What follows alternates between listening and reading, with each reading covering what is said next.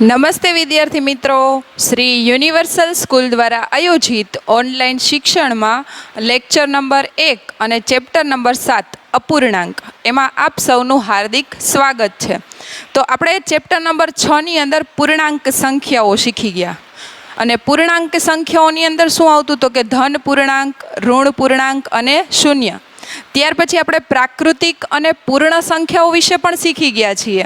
તો પ્રાકૃતિક એટલે 1થી શરૂ કરીને અસંખ્ય છે, જ્યારે પૂર્ણ સંખ્યાઓ 0થી શરૂ કરીને અસંખ્ય છે. તો હવે આપણે જોવાનું છે કે અપૂર્ણાંક એટલે શું. તો અપૂર્ણાંક એટલે કેવી સંખ્યાઓ, તો કે અપૂર્ણાંક એટલે જે સંખ્યા પૂર્ણ થયેલી નથી, મતલબ પૂર્ણ નથી.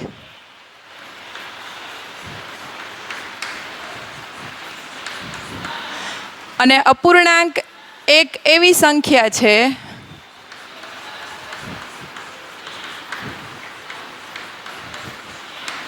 જે સંપૂર્ણ ભાગનું પ્રતિનિધિત્વ કરે છે.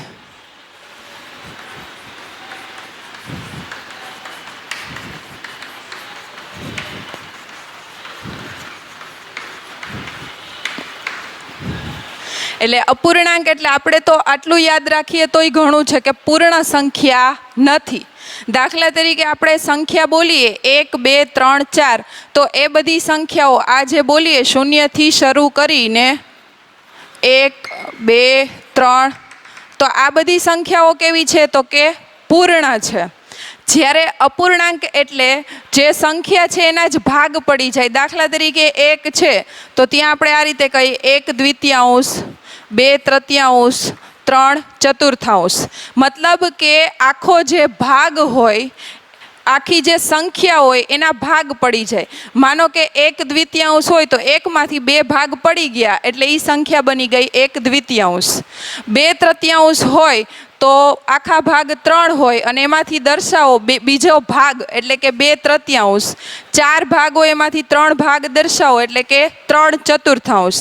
એટલે આ જે ભાગ પડી જાય છે તો એ બધી સંખ્યાઓને આપણે કેવી સંખ્યા કહીએ છીએ તો કે અપૂર્ણાંકની, જે પૂર્ણ થયેલી નથી. અને ત્યાર પછી અપૂર્ણાંકની અંદર ઉપર અને નીચે મતલબ અંશ અને છેદ બે વસ્તુ આવે. તો અંશ ક્યાં હોય અને છેદ ક્યાં હોય તો કે ઉપરની જે સંખ્યા છે 1, જેને આપણે કહીએ છીએ અંશ, નીચેની જે સંખ્યા છે જેને આપણે કહીએ છીએ તો કે છેદ. એટલે અપૂર્ણાંકની અંદર ઉપરની સંખ્યાને આપણે અંશ કહેશું અને નીચેની સંખ્યાને આપણે છેદ કહેશું. ત્યાર પછી નીચે આકૃતિ દર્શાવેલી છે. આ આકૃતિની અંદર આપણે અપૂર્ણાંકનો ભાગ કેવો હોય, અપૂર્ણાંક દર્શાવવું હોય તો કઈ રીતે થાય તો કે આ જે પહેલી આકૃતિ છે, પહેલી આકૃતિની અંદર એક ભાગ છે જે પૂરેલો છે અને 2 ભાગ પૂરેલા નથી. તો આકૃતિની અંદર પૂરેલો ભાગ કેટલો છે તો કે 1, એટલે એ અંશમાં આવશે જે ભાગ પૂરેલો છે. ત્યાર પછી ટોટલ ભાગ કેટલા છે તો કે 1, 2, 3. આકૃતિની અંદર 3 ભાગ છે એટલે છેદમાં આવશે તો કે 3. એટલે જવાબ આવે 1 તૃતીયાંશ. એક ભાગ પૂરેલો છે એટલે અંશમાં, અને ત્યાર પછી ભાગ કેટલા છે તો કે 3. અને આ એક ભાગ પૂરેલો છે જે આખી આકૃતિનું, મતલબ આખી આકૃતિ જે 3 ભાગમાં વહેંચાયેલી છે એનું પ્રતિનિધિત્વ કરે. એટલે મતલબ આ અપૂર્ણાંકની સંખ્યા બની 1 તૃતીયાંશ. એવી જ રીતે બાજુની આકૃતિમાં કેટલા ભાગ પૂરેલા છે તો કે એક જ ભાગ પૂરેલો છે. તો એક ભાગ જે પૂરેલો છે એ આવશે અંશમાં. અને કેટલા ભાગ છે ટોટલ તો કે ભાગ ટોટલ કેટલા છે તો કે 2. તો 2 ભાગ છે એ ક્યાં આવશે તો કે છેદમાં. એટલે આપણને આનો જવાબ મળે તો કે 1 દ્વિતીયાંશ. એની બાજુની આકૃતિમાં અહીંયા કેટલા ભાગ પૂરેલા છે તો કે 2 ભાગ. તો 2 ભાગ જે પૂરેલા છે, આખી આકૃતિમાં 2 ભાગ પૂરેલા છે એ અંશમાં. અને ટોટલ ભાગ કેટલા 1, 2, 3, 4, 4 ભાગ ટોટલ છે. એટલે જવાબ આપણને મળે તો કે 2 ચતુર્થાંશ. અહીંયા એક ભાગ પૂરેલો તો 1/3, અહીંયા એક ભાગ પૂરેલો 1/2, અહીંયા 2 ભાગ પૂરેલા હતા એટલે કે 2/4. એટલે આ જે સંખ્યાઓ બની શેની બની તો કે અપૂર્ણાંકની, જે સંખ્યાઓ પૂર્ણ થયેલી નથી.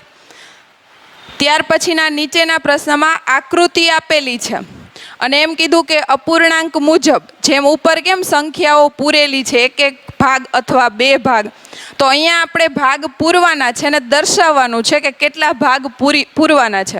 તો જોઈએ સૌથી પહેલી આકૃતિ, જેમાં અંશમાં કેટલા છે તો કે 3, છેદમાં કેટલા છે તો કે 4. તો 3/4 છે તો 4 ભાગ તો છે જ, અને અંશમાં કેટલા તો કે 3, તો 3 ભાગ પૂરવાના છે. મતલબ 3 ભાગ પૂરો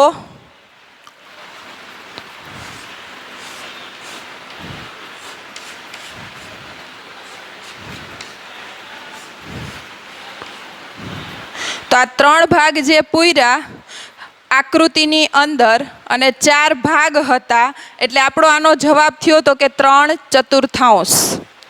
એના પછી છે 1/7. તો 1/7 એની અંદર તો કે 6 ભાગ છે. 1, 2, 3, 4, 5, 6. 6 ભાગમાંથી આપણે 1 ભાગ દર્શાવવો છે. મતલબ 1 ભાગ અપૂર્ણાંકનો આકૃતિની અંદર દર્શાવવો છે કે કેવી રીતે થાય. તો આકૃતિમાં આપણે 1 ભાગ પૂરી નાખીએ.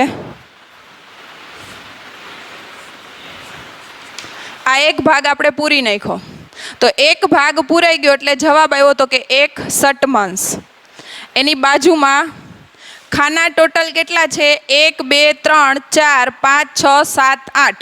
એટલે 8 ભાગ ટોટલ છે. 8માંથી 5મો ભાગ આપણે દર્શાવવાનો છે.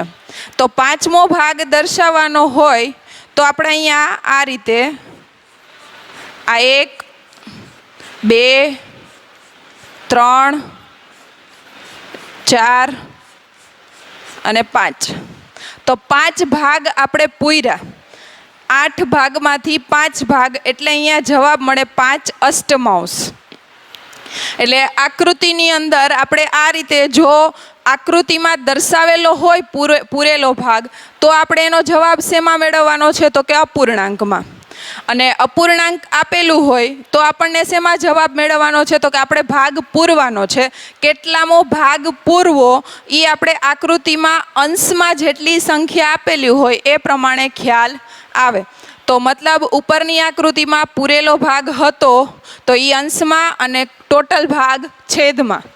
નીચેનામાં અંશમાં જે ભાગ હતો એ આપણે એટલા ખાના આપણે પૂર્યા અને ટોટલ જેટલા ખાના હતા એટલા છેદમાં. એટલે કહેવાનો મતલબ એટલો છે અપૂર્ણાંકની સંખ્યાઓ પૂર્ણ થયેલી નથી. 1 હોય તો 1માંથી એ ભાગ પડ્યા હોય. 0 થી 1ની વચ્ચે આવે.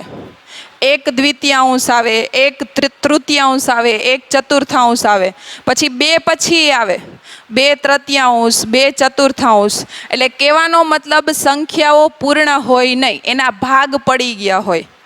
અને એની અંદર આ 2 વસ્તુ અપૂર્ણાંકમાં જોવાની જે આપણે આકૃતિના આધારે જોઈ.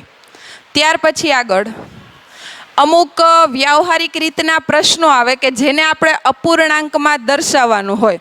તો અપૂર્ણાંકમાં દર્શાવવા માટે સૌથી પહેલાં એમ પૂછ્યું છે દિવસના 5 કલાક.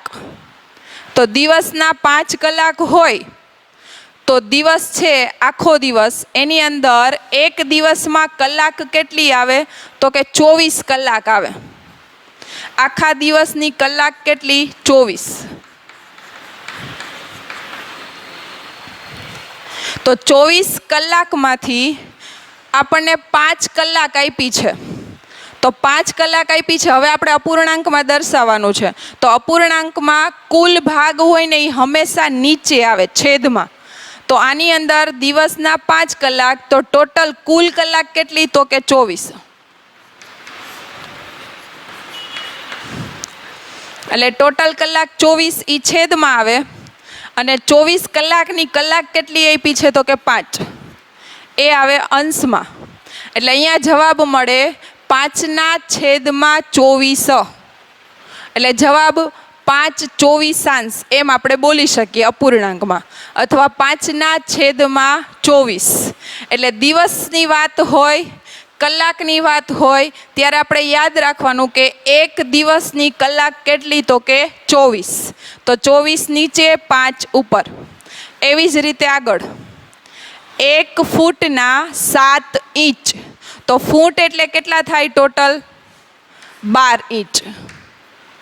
એટલે કુલ કેટલા થાય? જેમ એક દિવસના 24 કલાક એમ 1 ફૂટના કેટલા ઇંચ થાય છે? તો કે 12. તો 12 માંથી આપણને કેટલી ઇંચ આપી છે? તો કે 7. તો 7 આપેલા છે, કુલ કેટલા છે? તો કે 12. તો કુલ જે છે એ આવશે છેદમાં 12.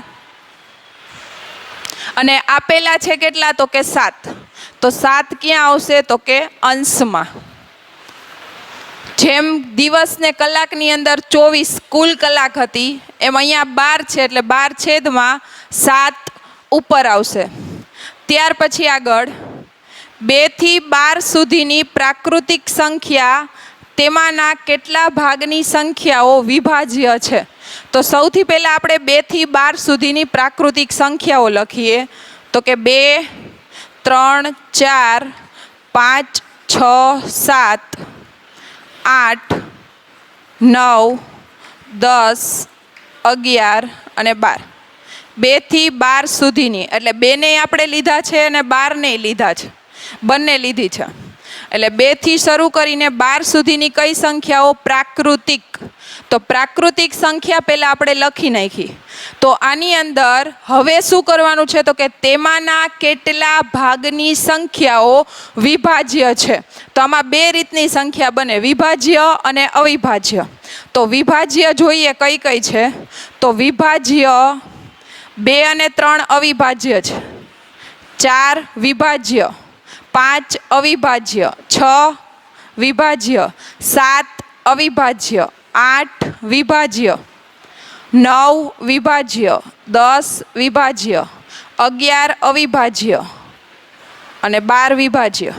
મતલબ જ્યાં રાઉન્ડ કર્યા છે એ સંખ્યાઓ વિભાજ્ય છે, અને જ્યાં નીચે લીટી કરેલી છે એ સંખ્યાઓ અવિભાજ્ય છે. મતલબ અહીંયા પ્રશ્ન એમ પૂછ્યો છે કેટલા ભાગની સંખ્યાઓ વિભાજ્ય છે, ફેરવીને પૂછી શકે કે કેટલા ભાગની સંખ્યાઓ અવિભાજ્ય છે. એટલે બંને જવાબ કહું છું કઈ રીતે મળે તો જોઈએ. આપણે પેલા વિભાજ્યનો જવાબ મેળવીએ. તો વિભાજ્યનો જવાબ મેળવવા માટે 1, 2, 3, 4, 5, 6 ટોટલ વિભાજ્ય સંખ્યાઓ 6 છે. 1, 2, 3, 4, 5, 6. તો 6 જે ટોટલ વિભાજ્ય સંખ્યાઓ છે એ આપણે અંશમાં લખી. અને કુલ પ્રાકૃતિક સંખ્યાઓ કેટલી હતી? કુલ પ્રાકૃતિક સંખ્યાની અંદર તો કે 1, 2, 3, 4, 5, 6, 7, 8, 9, 10 ને 11. એટલે ટોટલ સંખ્યાઓ છેદમાં, એટલે 11 ટોટલ સંખ્યાઓ હતી. તો જે આપણે છેદમાં લખી 11 પ્રાકૃતિક સંખ્યાઓ. એવી જ રીતે હવે અવિભાજ્ય.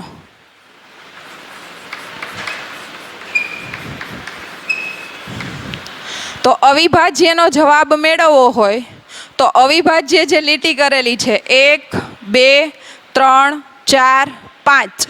તો અવિભાજ્ય સંખ્યાઓ 5 છે જ્યાં લીટી કરેલી છે, અને ટોટલ સંખ્યા તો આમાં જેટલી છે એટલી જ આમાં આવશે 11.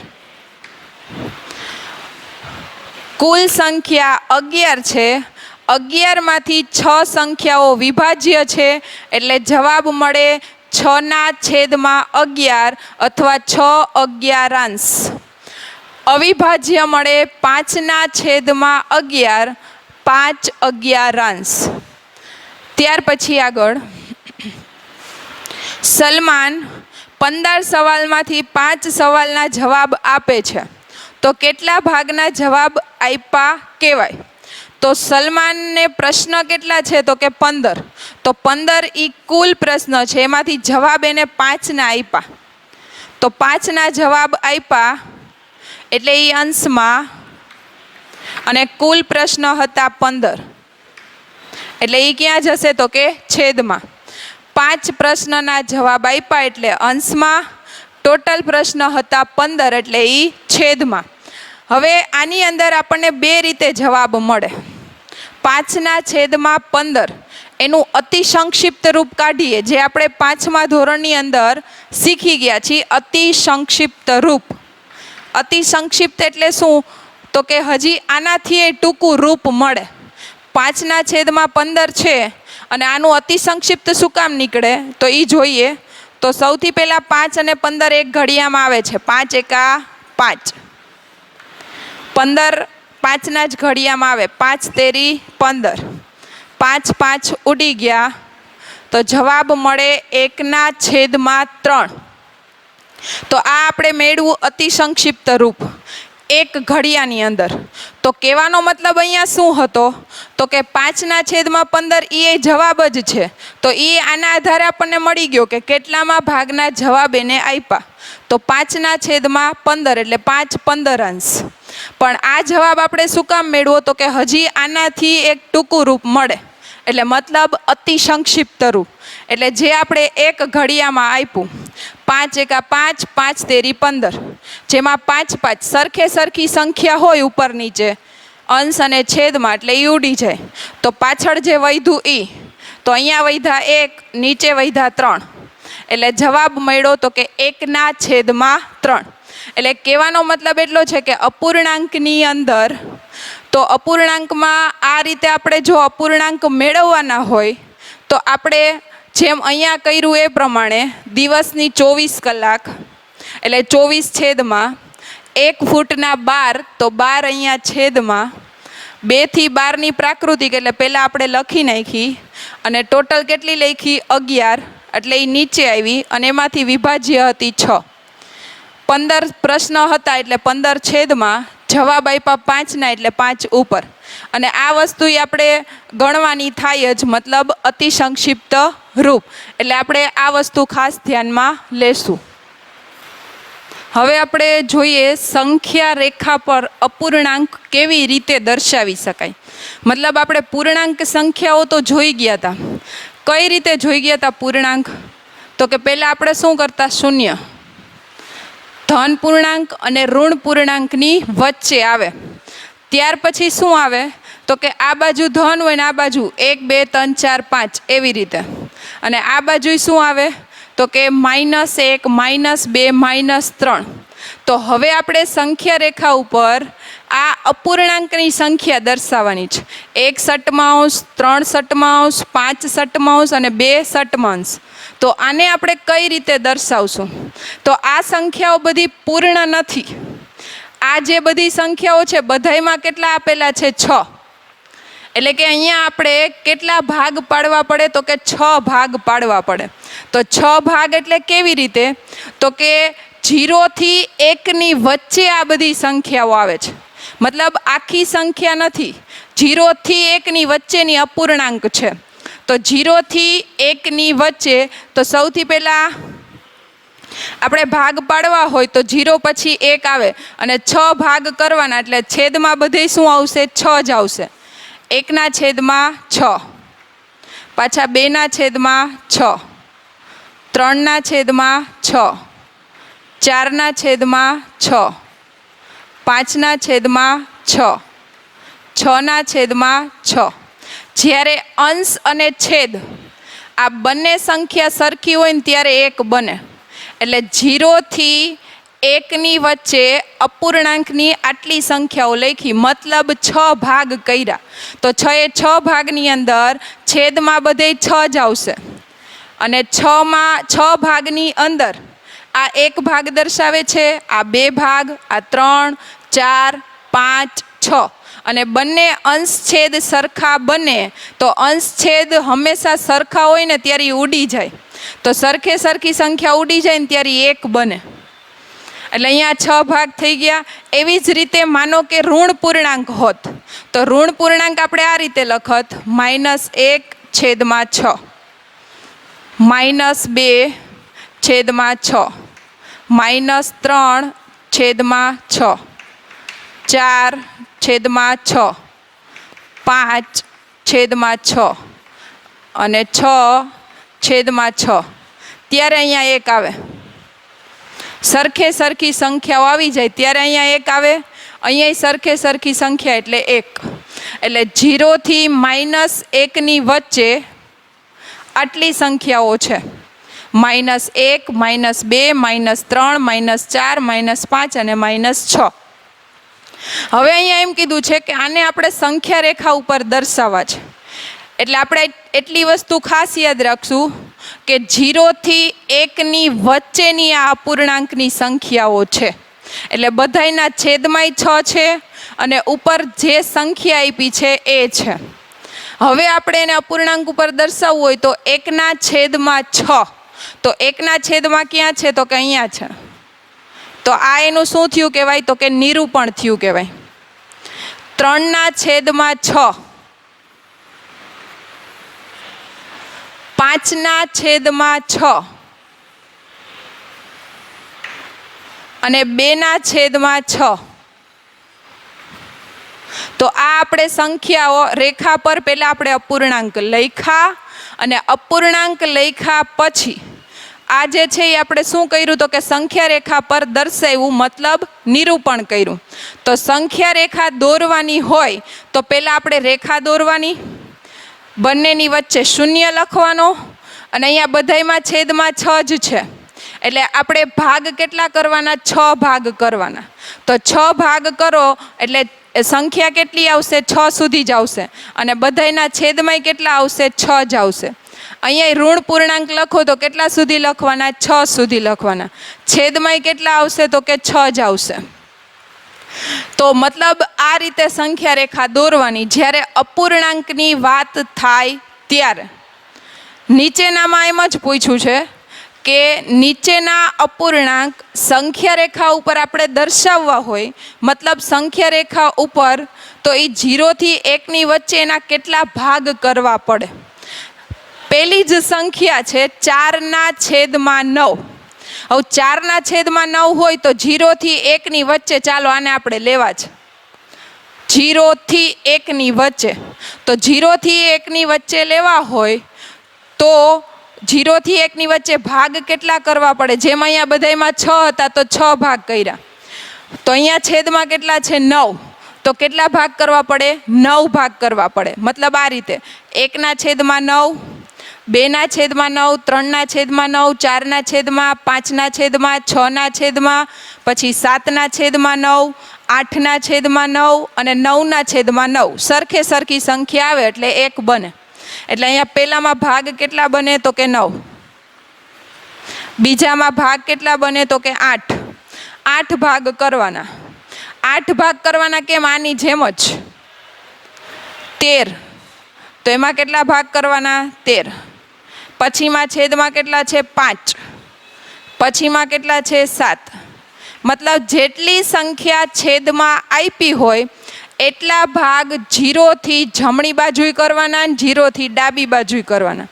જમણી બાજુ ધન પૂર્ણાંક, ડાબી બાજુ ઋણ પૂર્ણાંક. અને છેદમાં 9 ભાગ કર્યા હોય તો બધે છેદમાં 9 જ આવે. 8 ભાગ કરો તો છેદમાં 8 જ આવે અને ઉપર ધન પૂર્ણાંકો આવે અંશમાં 1, 2, 3, 4, 5. ત્રીજામાં છેદમાં બધે 13 જ આવે અને અંશમાં બધા ધન પૂર્ણાંકો. પછી ચોથામાં છેદમાં બધે 5 ભાગ કર્યા હોય અને નીચેનામાં છેદમાં બધે 7 ભાગ કર્યા હોય. એટલે તો ઉપરની વાત કરી હતી સંખ્યા રેખા પર દર્શાવો. સંખ્યા રેખા આ રીતે દોરવાની. નીચેમાં એમ કીધું કેટલા ભાગ કરવા પડે. તો ભાગની વાત હોય ત્યારે છેદમાં જેટલી સંખ્યા હોય એટલા ભાગ આપણે સંખ્યા રેખા પર કરવા પડે. ત્યાર પછી આગળ આ વાત થઈ સંખ્યા રેખાની. હવે આપણે જે આવે છે આગળ શુદ્ધ અપૂર્ણાંક અને અશુદ્ધ અપૂર્ણાંક. શુદ્ધ અપૂર્ણાંકમાં શું હોય? તો કે છેદ મોટો હોય અને અંશ કેવો હોય? તો કે નાનો હોય. તો દાખલા તરીકે 2/9. તો 2/9 લખ્યા તો એને આપણે કેવો અપૂર્ણાંક કહેશું? તો કે શુદ્ધ. અને અહીંયા બે રીતે આવે. છેદ મોટો હોય તો એને શુદ્ધ અપૂર્ણાંક કહેવાય. અને બીજી રીતે પૂછવું હોય તો કે અંશ નાનો હોય,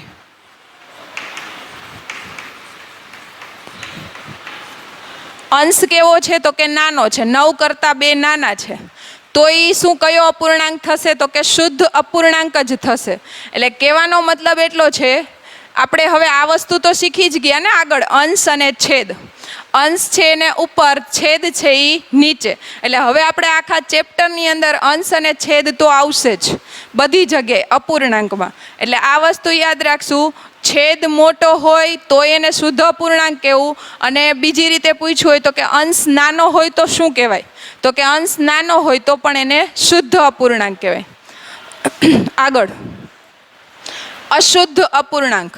અશુદ્ધ એટલે છેદ નાનો,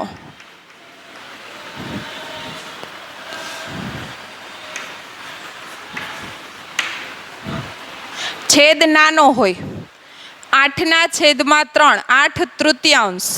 તો અહીંયા જે છેદ છે એ નાનો છે, તો છેદ નાનો હોય તો સામે અંશ કેવો બની જાય? મોટો. એટલે આપણને બે રીતે ખાલી જગ્યામાં પૂછાય. છેદ નાનો હોય તોય આપણે યાદ રાખવાનું કે એને અશુદ્ધ અપૂર્ણાંક કહેવાય, અને અંશ મોટો હોય તોય આપણે યાદ રાખવાનું કે એને શું કહેવાય તો કે અશુદ્ધ અપૂર્ણાંક જ કહેવાય. કારણ કે બે રીતે ખાલી જગ્યાઓ પૂછાય. તો છેદની રીતે પૂછાય તો છેદની જેમ, કારણ કે છેદ યાદ રાખો તો અહીંયા મોટો હોય તો અંશ નાનો હોય, અહીંયા છેદ નાનો હોય તો અંશ મોટો હોય. એટલે આ વાત થઈ શુદ્ધ અપૂર્ણાંક અને અશુદ્ધ અપૂર્ણાંકની. તો શુદ્ધમાં આપણે અંશ નાનો અને છેદ કેવો ગોતવાનો છે? મોટો. તો અહીંયા નીચે જ આપણને એનું વર્ગીકરણ મતલબ વિભાજન કરવાનું છે. સંખ્યાઓ આપેલી છે, બધી સંખ્યાઓ અપૂર્ણાંકની જ છે, અને આપણે એમાં જો વિભાજન કરવું હોય તો વિભાજન કઈ રીતે તો કે શુદ્ધમાં ને અશુદ્ધમાં. શુદ્ધમાં શું યાદ રાખશું તો કે છેદ મોટો, અશુદ્ધમાં શું યાદ રાખશું તો કે છેદ નાનો. બેમાંથી ગમે એક વસ્તુ જ યાદ રાખીએ આપણે. એટલે આપણે છેદનું યાદ રાખશું કે શુદ્ધમાં છેદ મોટો હોય, અશુદ્ધમાં છેદ નાનો હોય. તો જોઈએ, સૌથી પહેલી સંખ્યા 2/3. તો છેદ કેવો છે તો કે મોટો. તો મોટો છે એટલે આ શુદ્ધ અપૂર્ણાંક. જ્યાં રાઉન્ડ કરું છું, અને આપણને જો વિભાજિત અને વર્ગીકરણની જેમ લખવું હોય તો 2 ભાગ કરીને કરવાનું. મતલબ આ રીતે 2 ભાગ કરો અને પછી લખો કે પહેલા શુદ્ધ અપૂર્ણાંક, બાજુમાં અશુદ્ધ અપૂર્ણાંક. આગળ, 5/6. તો 5 કરતાં 6 છે એ કેવા છે? મોટા. તો મોટા છે એટલે આ પણ શુદ્ધ અપૂર્ણાંક, શુદ્ધ જ બનશે. ત્યાર પછી 31/13. 13 31 કરતાં નાના છે, નાના છે એટલે અશુદ્ધ. ત્યાં હું લીટી કરું છું કે જે દર્શાવશે એ અશુદ્ધ અપૂર્ણાંક છે. આગળ, 10/17. તો 10 કરતાં 17 કેવા છે તો કે મોટા છે. મોટા છે એટલે શુદ્ધ અપૂર્ણાંક બને. ત્યાર પછી 8 કરતાં 3 નાના છે, નાના છે એટલે ત્યાં લીટી કરું છું અને અશુદ્ધ અપૂર્ણાંક છે. ત્યાર પછી 41/11. તો 11 નાના છે 41 કરતાં, એટલે એ પણ બનશે અશુદ્ધ અપૂર્ણાંક. 4/9. 9 મોટા છે એટલે અશુદ્ધ અપૂર્ણાંક, શુદ્ધ અપૂર્ણાંક. છેદ મોટો છે, બાજુમાંય છેદ મોટો છે. 7 છે છેદમાં એટલે 7 મોટા. 15/5. તો 5 નાના છે એટલે અશુદ્ધ. 5/16. 16 મોટા છે, મોટા છે એટલે અશુદ્ધ. 22/44. 44 છે એ કેવા છે? મોટા છે.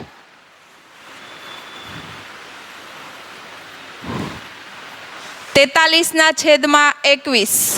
છેદ નાનો છે 21. 3/5. 5 મોટા છે. આગળ જોઈએ તો 7/9, 9 છેદ છે એ મોટો છે એટલે કયો અપૂર્ણાંક થશે તો કે શુદ્ધ અપૂર્ણાંક. એના પછીમાં છે 7, તો 7 છે એ નાના છે છેદ એટલે કયો અપૂર્ણાંક બને તો કે અશુદ્ધ અપૂર્ણાંક. એટલે કહેવાનો મતલબ એટલો છે કે આપણે જ્યારે વર્ગીકરણ કરવાનું હોય તો 2 ભાગમાં વર્ગીકરણ કરીશું, એટલે કે શુદ્ધમાં અને અશુદ્ધમાં. અને મેં અહીંયા શું દર્શાવ્યું છે તો કે જ્યાં રાઉન્ડ કર્યા છે એ બધા કેવા અપૂર્ણાંક છે તો કે અશુદ્ધ, જ્યાં લીટી કરેલી છે એ બધા અપૂર્ણાંક કેવા છે તો કે શુદ્ધ, અશુદ્ધ, અને રાઉન્ડ કરેલા છે એ બધા અપૂર્ણાંક તો કે શુદ્ધ છે. તો હવે આગળ જોઈએ આપણે તો આની અંદર શુદ્ધ અપૂર્ણાંકમાં આપણે દર્શાવવાનું છે. તો દર્શાવવા માટે અંશ 3 છે, છેદ 5 છે. તો છેદ 5 મોટો છે એટલે જવાબ મળી જ ગયો 3/5 શુદ્ધ અપૂર્ણાંકમાં. ત્યાર પછી છેદ 9 છે, અંશ 7 છે. તો 7/9 એટલે કે અહીંયા છેદ મોટો મળી ગયો. ત્યાર પછી એમ કીધું અંશ અને છેદનો સરવાળો 11 થાય અને પ્લસ હોવા જોઈએ શુદ્ધ અપૂર્ણાંક. તો જોઈએ એ કેવી રીતે બને.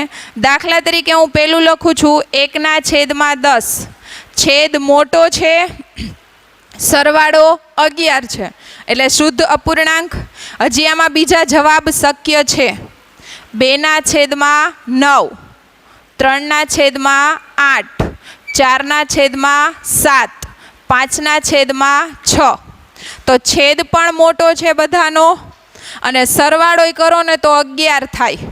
પણ હવે આના પછી બીજા જવાબ શક્ય નથી. આ બધા જવાબ શક્ય છે કે બંને વસ્તુ આની અંદર થાય છે. ત્યાર પછી યોગ્ય સંકેત મૂકવાનો છે કે ખુલ્લો ભાગ કોની બાજુ આવે. તો પહેલા ઉદાહરણમાં 1/3 છે અને ખાલી જગ્યા પછી 1 આપેલા છે. તો 1/3 અપૂર્ણાંકની સંખ્યા છે એટલે એ નાની બની જાય અને 1 છે એ પૂર્ણ છે એટલે એ સંખ્યા મોટી બની જાય. તો મોટી છે એટલે એની બાજુ ખુલ્લો ભાગ. ત્યાર પછી 1 આપેલો છે અને 7/8. તો 1 છે એ પૂર્ણ છે, 7/8 છે એ અપૂર્ણાંકની સંખ્યા છે. તો 1 છે એ પૂર્ણ સંખ્યા મોટી બની જાય. ત્યાર પછી ત્રીજાની અંદર 5/5 સરખી સંખ્યા આવે. સંખ્યા રેખામાં વાત થઈ હતી આપણે કે સરખી સંખ્યા આવે ત્યારે 1 બને. તો અહીંયા સરખી સંખ્યા આવે 5/5 એટલે 5 ઉડી જાય ત્યારે 1 થાય. તો અહીંયા ખાલી જગ્યા પછી 1 જ છે. તો આ બંને સંખ્યા કેવી છે? સરખી. તો સરખી છે એટલે ત્યાં બરાબરની નિશાની આવે. એટલે અહીંયા આપણે જે વાત કરી એમાં એક સંખ્યા અપૂર્ણાંકની હતી અને એક સંખ્યા પૂર્ણ હતી, બેમાં. એટલે પૂર્ણ સંખ્યા મોટી થાય. નીચેની અંદર બે સંખ્યા સરખી હતી એટલે ઉડી ગઈ એટલે જવાબ કેટલો મળે? 1. અને બંને જગ્યાએ 1 1 છે એટલે બરાબરની નિશાની આવે.